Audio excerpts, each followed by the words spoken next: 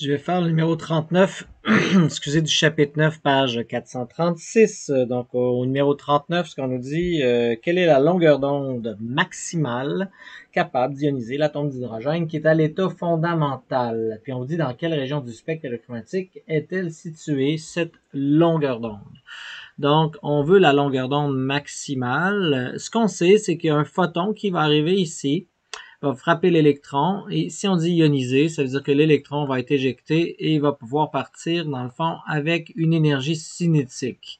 Si on veut savoir le maximum, ici, au lieu de mettre Comax, ce qu'on va faire pour avoir l'énergie, dans le fond, je sais pas si vous voyez là, la longueur d'onde maximale, n'oubliez pas que ça, c'est HC sur longueur d'onde. Donc, il faudrait que cette énergie-là soit la plus petite possible. Donc, pour que ça soit la plus petite possible, on va s'arranger pour que ça soit égal à 0. Parce que s'il y a plus d'énergie au photon, il va en laisser ici. Donc, on veut qu'il y ait moins d'énergie au photon. On va mettre le minimum. On ne mettra pas d'énergie cinétique à l'électron éjecté. Ça ressemble beaucoup à l'effet photoélectrique d'une certaine façon quand on y pense de cette façon-là. Donc, nous autres, on veut ioniser. Donc, j'ai l'énergie fondamentale. L'état fondamental, c'est lorsque l'électron est au niveau 1, n égale à 1. Et l'énergie qui est donnée par cette chose-là, donc l'énergie de cet électron au niveau fondamental, est donnée par moins 13,6 électronvolts sur n carré, donc 1 au carré, plus l'énergie du photon, donc Hc sur la longueur d'onde, va être égal à 0. Donc, si je veux le max, je sais pas si vous avez vu, là, ça va partir, il va sortir, puis il va s'en aller comme ça.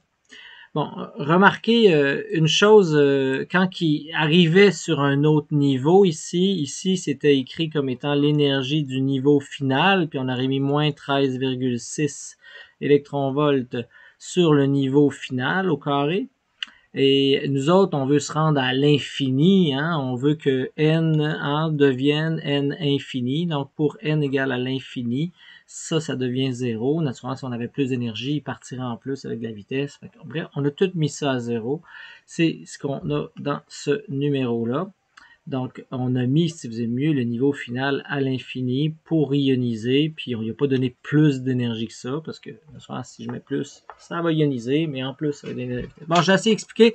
Fait que maintenant, Python, ici, pour trouver ça, on n'oublie pas que Hc sur lambda, c'est 1,241 électronvolts nanomètres, divisé par la longueur d'onde max, va être égal à moins 13,6 électronvolts, s'élimine, ce qui me donne une longueur d'onde maximum de, le moins, excusez, il est parti, il va de l'autre côté, 13,6, 1,241 divisé par 13,6.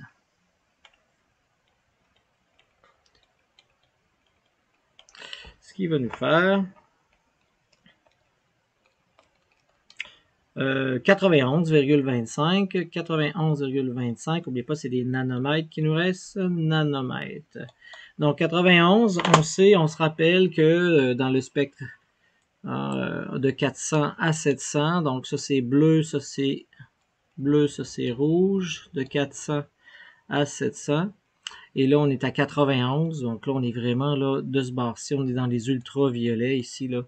Donc, si on a un bon ultraviolet, là, assez intense, là, assez énergétique, je veux dire ça comme ça, donc on va être capable là, de le sortir. Donc, éventuellement, si on est encore plus petit, rayon X, etc., on va tout arracher, il n'y aura pas de problème là, pour ioniser.